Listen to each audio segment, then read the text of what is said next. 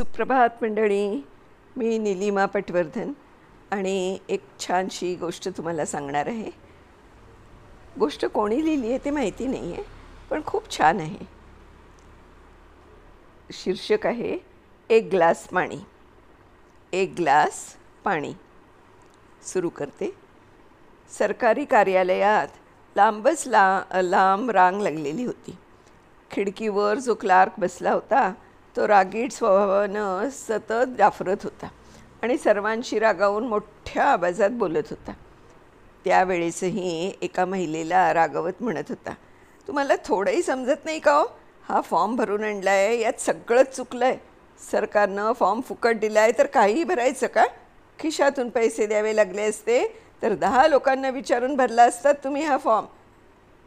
एक गृहस्थ रांगेत उभा राहून बऱ्याच वेळापासून हे पाहत होता. तो रांगेतून बाहेर पडून ऑफिसच्या मागच्या रस्त्याने त्या क्लार्कजवळ जाऊन उभा राहिला आणि तेथे ठेवलेल्या घागरीतून पाण्याचा एक ग्लास भरून त्या क्लार्कसमोर धरला. क्लार्कने त्या गृहस्थाकडे डोळे वटारून पाहिलं. मान वेळावून काय आहे असा इशारा केला. त्या गृहस्थाने क्लार्कला म्हटलं, साहेब, खूप वेळेपासून तुम्ही बोलत आहात. घसा कोरडा झाला असेल, पाणी पिऊन घ्या. क्लार्कने पाण्याचा ग्लास हातात घेतला आणि असं बघितलं जसं काही दुसऱ्या ग्रहावरचा प्राणी पाहिला आहे आणि म्हणाला, माहीत आहे, मी कटू बोलतो, सत्य बोलतो म्हणून सर्व माझ्यावर नाराज असतात. शिपाई पण मला पाणी पाजित नाहीत. तो गृहस्थ हसला आणि परत रांगेत आपल्या जागेवर जाऊन उभा राहिला. आता त्या क्लार्कचं वागणं बदललं होतं. अगदी शांत मनाने तो सर्वांचं ऐकून घेत व्यवस्थित बोलत होता आणि सर्वांचं काम त्यानं व्यवस्थित पार पाडलं होतं. सायंकाळी त्या गृहस्थाला एक फोन आला. दुसऱ्या बाजूला तोच क्लार्क होता. तो म्हणाला, भाऊ, तुमचा नंबर तुमच्या फॉर्ममधून घेतला होता. आभार मानायला फोन केला होता. माझ्या आईचं आणि बायकोचं अजिबात जमत नाही. आज ही जेव्हा मी घरी पोचलो ना तर दोघींमध्ये वाद सुरू होता, परंतु तुमचा गुरुमंत्र कामी आला.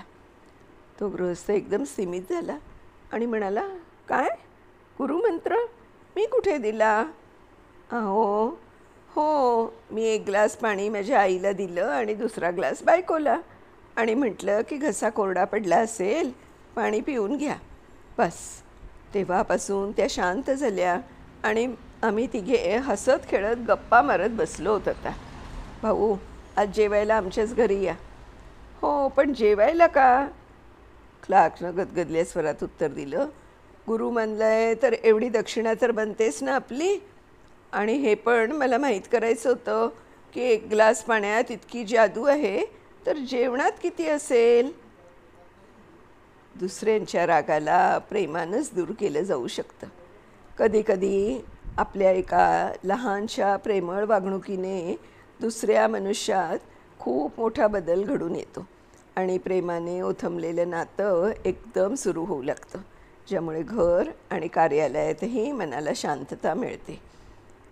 खरं आहे ना मंडळी? मी पण असा बऱ्याचदा अनुभव घेतला आहे. आपल्याला राग येतो त्याचं कारण मूळ काय असतं?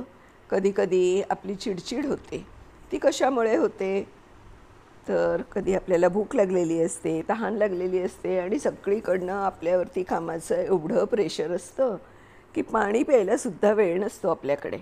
आणि मग ते जे आतनं वाटत असतं ना आपल्याला, तो राग आपल्याला की आपल्याला वेळ मिळत नाही आहे पाणी प्यायलासुद्धा, जेवायलासुद्धा, हा जो राग आहे हा आपण दुसऱ्यांच्यावरती नकळत काढला जातो. म्हणून बऱ्याचदा म्हणजे असं मी पण अनुभवलं आहे की खरोखर जरा शांतता ठेवावी, पाणी प्यावं, पाणी प्यायला द्यावं अशा माणसांना.